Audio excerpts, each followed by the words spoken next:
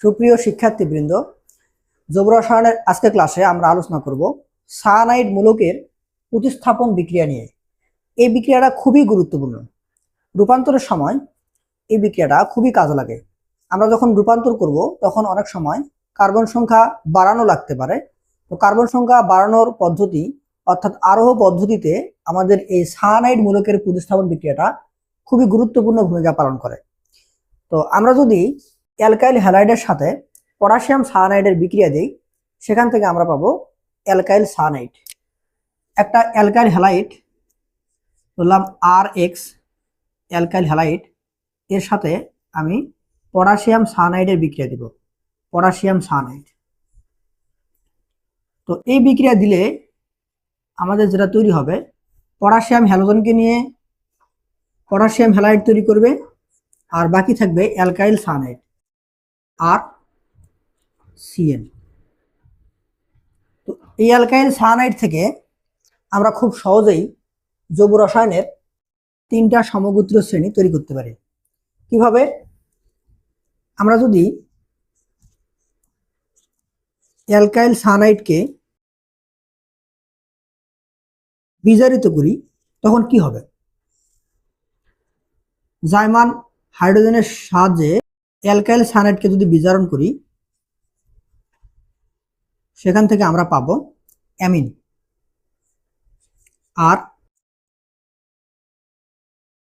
CH2 NH2, আমরা amine পাবো।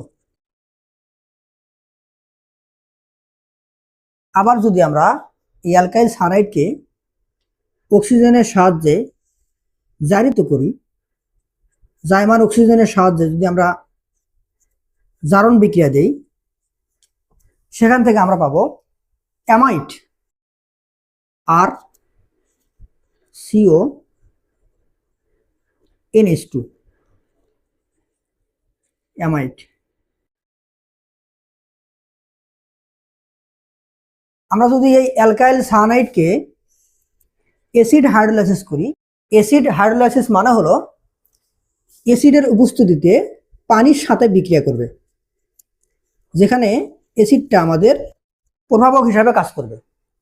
তো অ্যাসিড হাইড্রোলাইসিস করলে আমরা এই অ্যালকাইল সায়ানাইড থেকে পাবো জৈব অ্যাসিড আর COOH, আর তৈরি হবে অ্যামোনিয়া। আমরা যদি একটু খেয়াল করি, আমাদের যে অ্যালকাইল হ্যালাইড, এখানে কার্বন সংখ্যা যা ছিল, আমাদের অ্যালকাইল সায়ানাইডে কিন্তু অ্যালকাইল হ্যালাইডের থেকে কার্বন সংখ্যা একটা বেড়ে গেছে। এবং আমরা যেই অ্যালকাইল হ্যালাইড নিয়ে কাজ করছিলাম এবং উৎপন্ন অ্যালকাইল সায়ানাইড থেকে আমরা যে 3টা সমগোত্রীয় শ্রেণী তৈরি করলাম, এদের প্রত্যেকটাতে আমাদের অ্যালকাইল হ্যালাইডের কার্বন সংখ্যার থেকে একটা করে কার্বন কিন্তু বেশি আছে। কার্বনটা বেশি হলো কেন? কারণ এই যে সায়ানাইডের যে কার্বন, এই কার্বনটা এখানে প্রত্যেকটা উৎপাদে একটা করে কার্বন বেড়ে গেছে। তো আমরা সেজন্য যখন আমরা জৈব রসায়নের রূপান্তরের বিক্রিয়াগুলো করব, কখনো কখনো কার্বন সংখ্যা বাড়ানো লাগতে পারে। অর্থাৎ আরোহ পদ্ধতিতে আমরা যদি অ্যালকাইল হ্যালাইড থেকে অ্যালকাইল সায়ানাইড বাড়াতে পারি এবং এই অ্যালকাইল সায়ানাইডে একটা কার্বন বেড়ে গেছে, এবং এখান থেকে আমরা খুব সহজেই আমরা অ্যামিন, অ্যামাইড এবং জৈব অ্যাসিড তৈরি করতে পারবো। কিভাবে?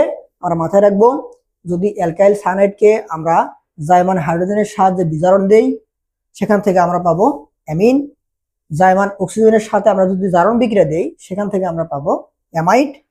এবং যদি আমরা অ্যাসিড হাইড্রোলাইসিস করি, অ্যাসিড হাইড্রোলাইসিস মানে হলো অ্যাসিডের উপস্থিতিতে পানির সাথে বিক্রিয়া, যেখানে অ্যাসিডটা প্রভাবক হিসাবে কাজ করবে, সেখান থেকে আমরা পাবো জৈব অ্যাসিড প্লাস অ্যামোনিয়া।